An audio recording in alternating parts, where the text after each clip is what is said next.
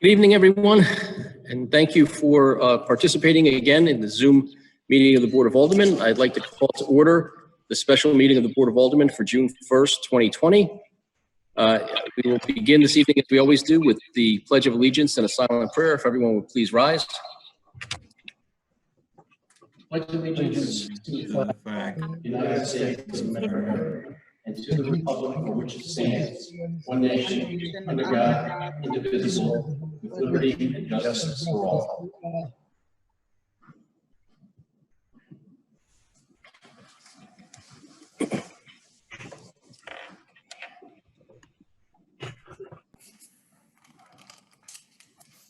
Alderman Bernali. I don't think your microphone is working. Can you hear him? Yes. Yes. Okay. He's on the line. He might be muted. Oh, okay. Okay. Alderwoman Cavallo. Present. Alderwoman Carter. Present. Alderman DiGio Bencarlo. Here. Alderman Dorso. Here. Alderman Kula. Here. Alderman Lopez. Here. Alderman Matthews. Present. Alderwoman Martinez McCarthy. Here. Alderman Newgate. Present. Alderman Salvio. Present. Alderman Sherman. Here. Alderwoman Weaver. She's blocked. Sure, she's here because I've seen her on the screen. Okay. Alderwoman Zimmerman. Present. Alderman Pernaruski. Here. 15 present. Thank you. We have a quorum, and the only item on our agenda this evening is the consideration and action on the mayor's proposed 2020 to 2021 budget. We actually have 6 resolutions related to the operating budget and 2 resolutions related to the capital budget, and we'll take those resolutions one at a time. But before we get to the motions and the rest, I'm going to recognize Mayor O'Leary, who wants to just speak to the budget for a few minutes. Mr. Mayor. Thank you, Mr. President. Before I start, I'd like to just offer another moment of silence and prayer for victim in the murder in Minneapolis, Mr. George Lloyd and his family. Moment of silence and prayer, please.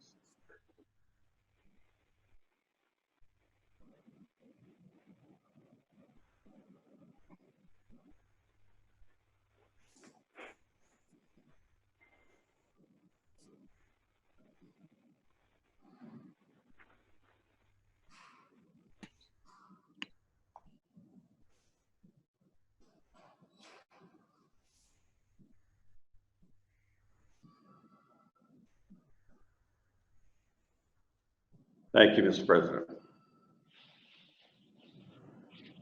Good evening. President Pernaruski, members of the board, I'd like to thank you for the opportunity to address you tonight regarding my proposed budget for the fiscal year beginning July 1st. Since coming into office in December of 2011, I have been committed to developing structurally balanced budgets by strictly controlling spending, responsibly funding the city's pension and health benefit obligations, and continually committing to fund the city's contingency accounts to prepare for unanticipated costs. Together, we have worked hard to move the city of Waterbury forward, and to that end, we have received tangible affirmation that our approach is working. This is new and there is new and continuing private investment and business expansion taking place across the city of Waterbury, which will continue to bring additional new jobs and grand list growth to our city. Construction of King Industries manufacturing facilities continues at the Waterbury Industrial Commons site, and Drew Marine just announced its selection of Waterbury as a new home of their Global Innovation and Manufacturing Center, just to reference 2 significant examples. We have developed and implemented proactive health and energy cost saving initiatives that are yielding millions of dollars in annual cost savings. I started a significant medical enrollment initiative, and this is the Medicare Enrollment Plan, which was developed to leverage Medicare as the primary payer of retiree medical costs, with 1,200 retirees enrolled into Medicare starting July 1st, 2016. Due to the projected long-term savings from this initiative, the city's other post-employment benefits, otherwise known as OPEB, liability was reduced by $240 million, representing a 22% reduction. We are averaging approximately $800,000 to $1 million in avoided retiree medical costs per month.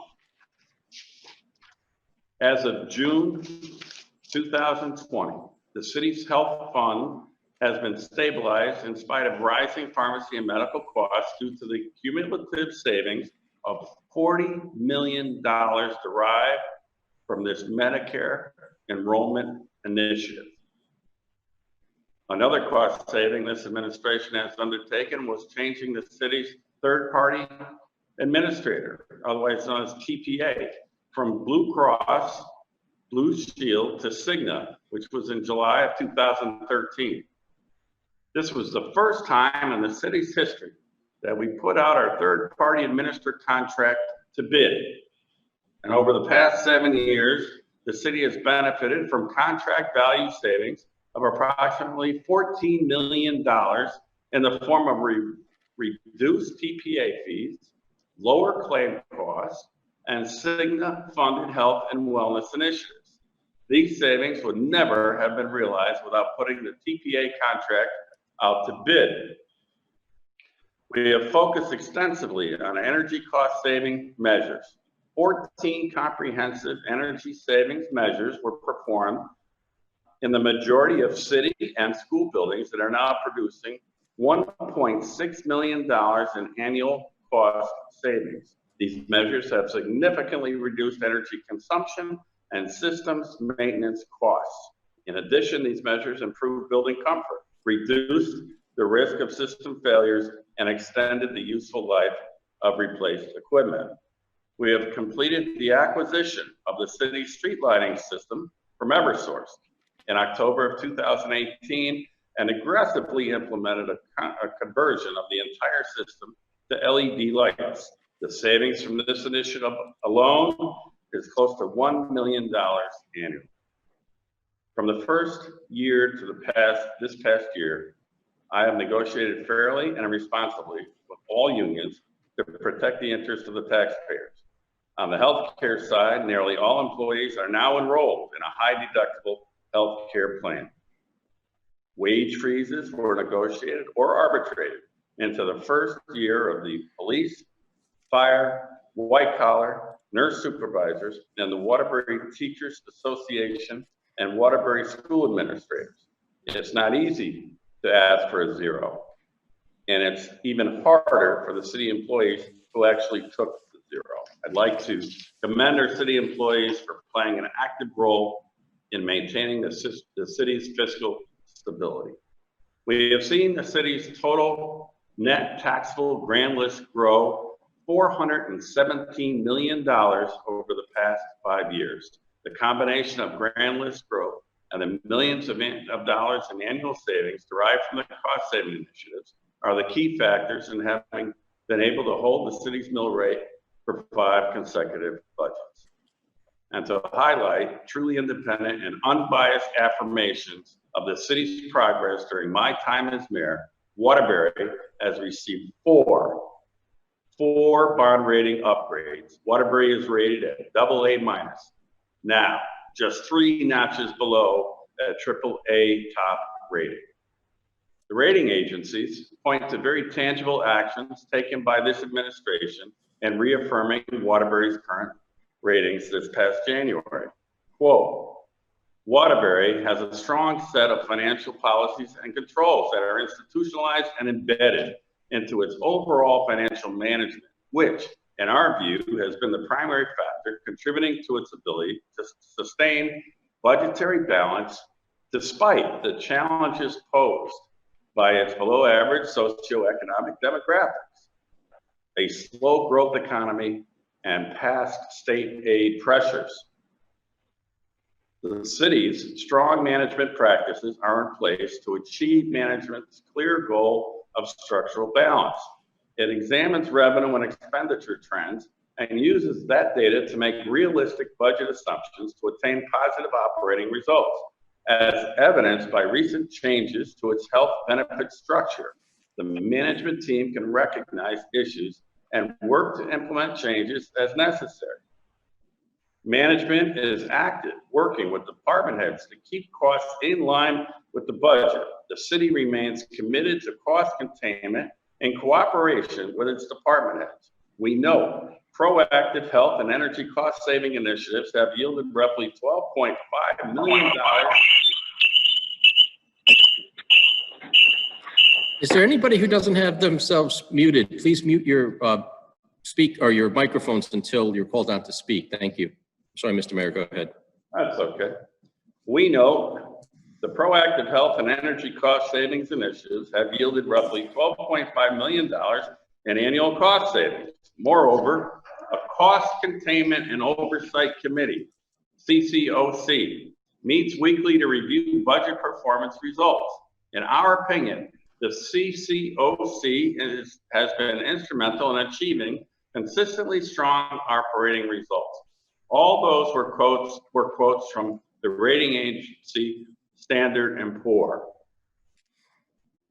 Another rating agency said the following: the positive fiscal 2019 general fund results reflect management's conservative revenue and expenditure assumptions, as revenues exceeded budget assumptions by $3.8 million, and expense savings across all departments was nearly $2.5 million. The results negated the need to use the $3 million of appropriated fund balance and provided for a $3.1 million surplus, which was transferred to fund capital-related items, internal service funds, and other contingencies. That quote is from bond rating house Fitch.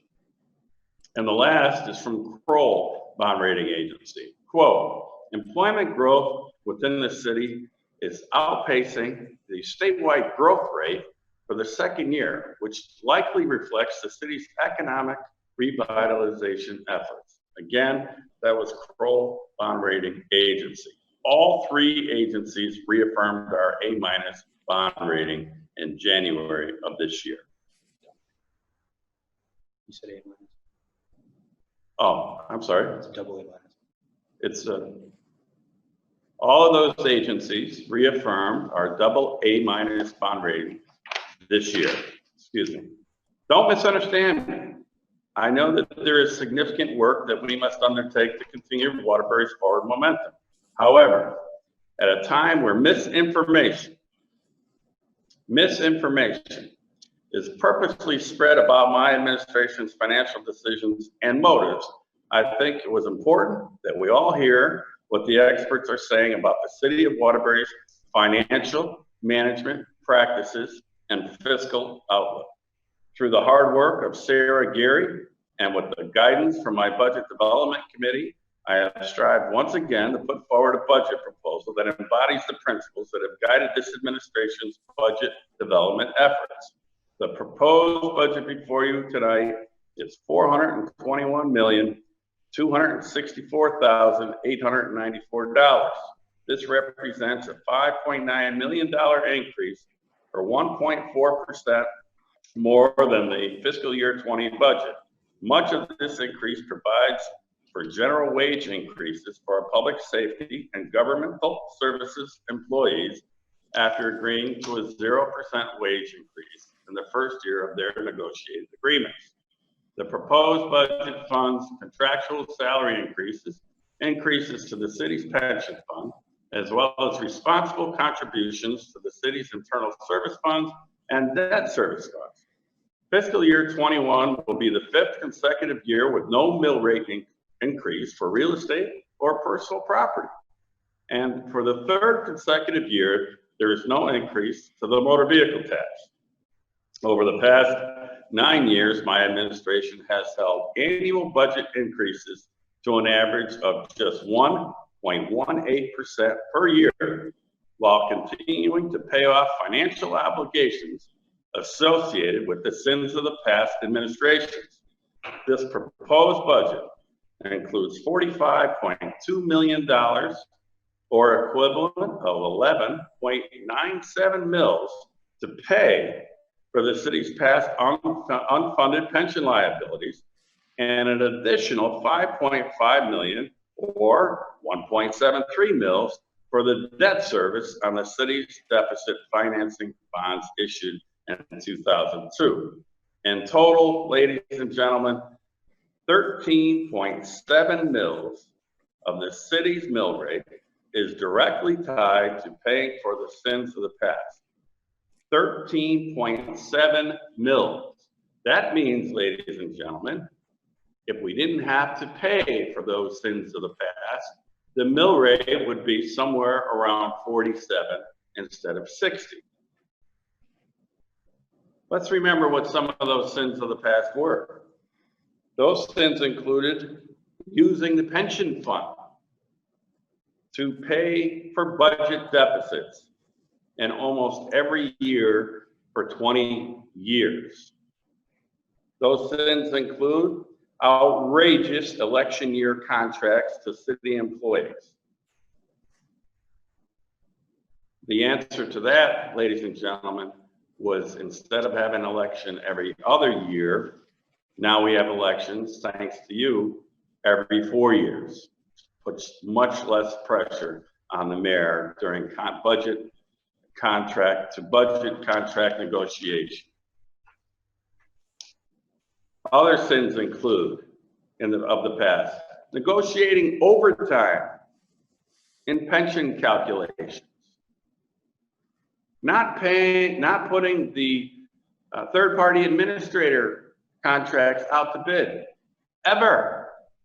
Never in the city of Waterbury's history did the city of Waterbury put out third-party administrator contracts to bid. Don't know why, but they didn't. As you heard earlier, we've saved $14 million just in the past 7 years by putting TPA out to bid. Also not putting out to bid was the municipal solid waste contracts.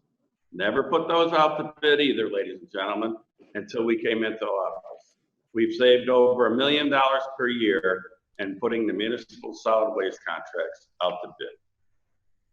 Although I do take a conservative approach to budget development, I believe that this budget will again allow the city to continue to invest in critical capital improvements that will safeguard and enhance Waterbury's future.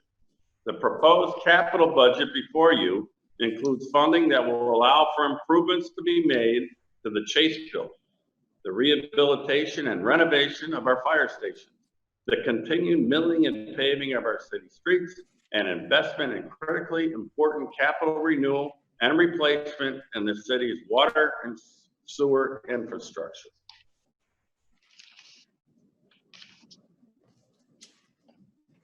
Progress is not made without bold leadership that takes into account the pressing needs of today while balancing the long-term needs of the city.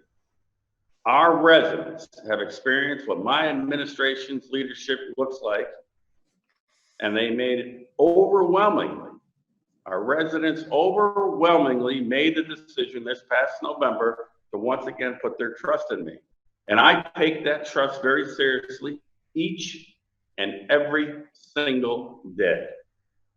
I'd like to thank the members of the Board of Aldermen for their service to the residents of the city of Waterbury and ask that you approve my proposed general fund budget along with the Bureau of Water, Sewer, Fund Capital Projects. All are responsible budgets, and I believe will continue to move this great city forward. Mr. President, I turn it back to you. Mr. Mayor. At this time, we will go through these resolutions one by one. As I said, there are 6 resolutions regarding the operating budget, 2 resolutions regarding the capital budget. They are the same resolutions that were provided in the budget books that we got at the beginning of this process. The only change to the resolutions is in resolution number 2, paragraph 3.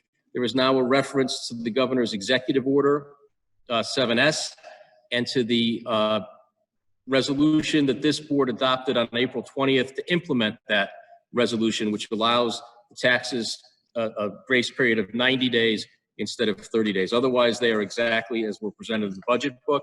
There's also in the package that was emailed to you earlier today are just the revisions and the timelines that we voted on earlier in the year as well. So this is the package that will ultimately end up in the approved budget book. So with respect to resolution number 1, a resolution making appropriations for operating departments of the city of Waterbury for the ensuing fiscal year 21 pursuant to section 9B-3C of the charter of the city of Waterbury. And I'm not going to read through all of the allocations, but with respect to resolution number 1, Alderman Brunelli, is there a motion? Alderman Brunelli? So moved. Alderman Lopez? I second. A motion having been made and seconded to approve resolution number 1. Is there any discussion? Hearing none, then a yes vote would be to approve resolution 1 as submitted. A no vote would be to disapprove it. All those in favor signify by saying aye. Aye. Opposed, no. The ayes have it. The motion carries unanimously. Resolution number 1 is approved. With respect to resolution number 2, a resolution approving the tax levy and appropriations for operating departments of the city of Waterbury for the ensuing fiscal year pursuant to section 9B-3C of the charter of the city of Waterbury. Again, the only change to this from what you had in the original package is the reference to Executive Order 7S and the April 20th, 2020 implementing resolution. Alderman Brunelli, is there a motion?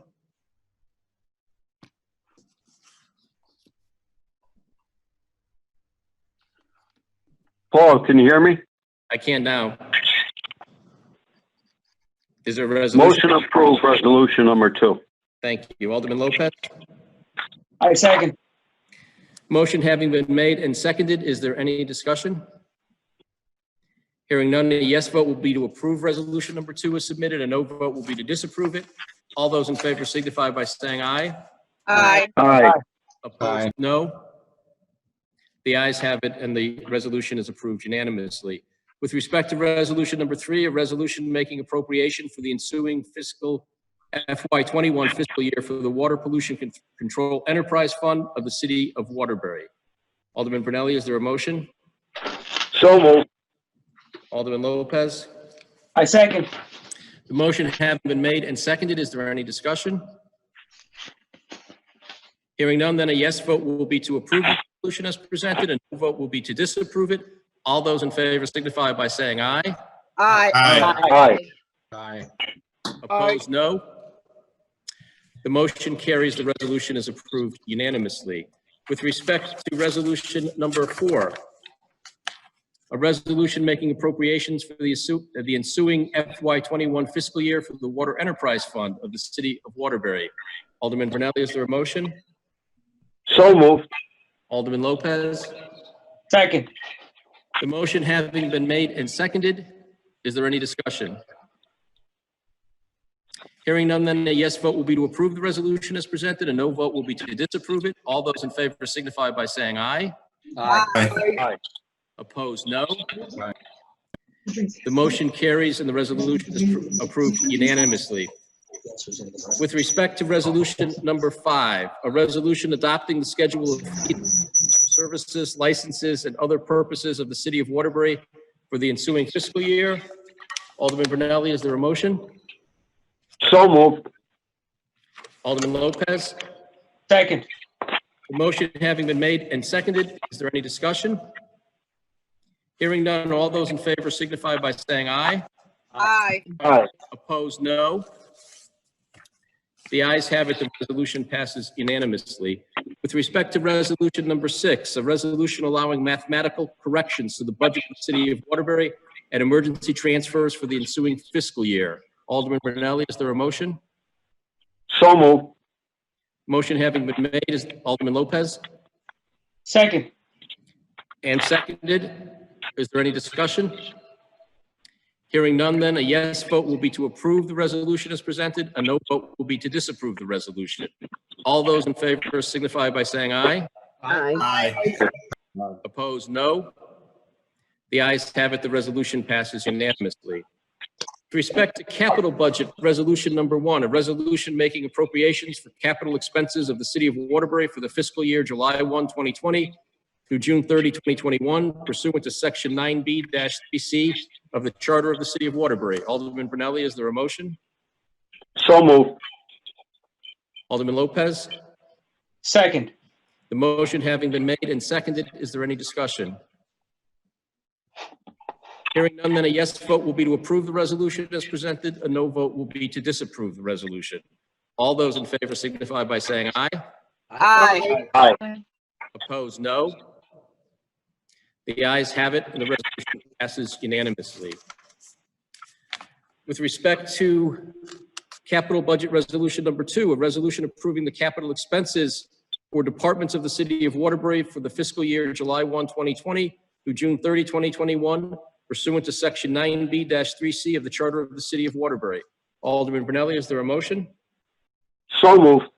Alderman Lopez? Second. Motion having been made and seconded, is there any discussion?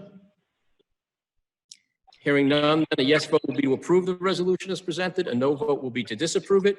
All those in favor signify by saying aye. Aye. Opposed, no. The ayes have it. The resolution passes unanimously. With that, there really is no other business, this being a special meeting. I would just like to compliment the mayor on the budget that was presented. I do think that this is going to be a continuation of moving Waterbury forward. I think it does a great job of balancing all of the interests that are necessary in order to do that. And I applaud you for putting this forward. And I want to particularly thank your staff who's worked on this, Sarah Gary and Mike LeBlanc, who worked closely with me to get this all wrapped up. And I know do yeoman's work during the year on this stuff, along with the rest of your staff in your office and throughout the city. I think we have terrific department heads and wonderful employees who work very hard to make Waterbury what it is and put Waterbury first and are willing to make sacrifices to that end. And I think we need to be appreciative of that across the board. So with that, there being no further business to come before this board, I would recognize Alderman Brunelli for a motion. Motion to adjourn. I second. Motion having been made and seconded by Alderman Lopez. All those in favor signify by saying aye. Aye. Aye. Opposed, no.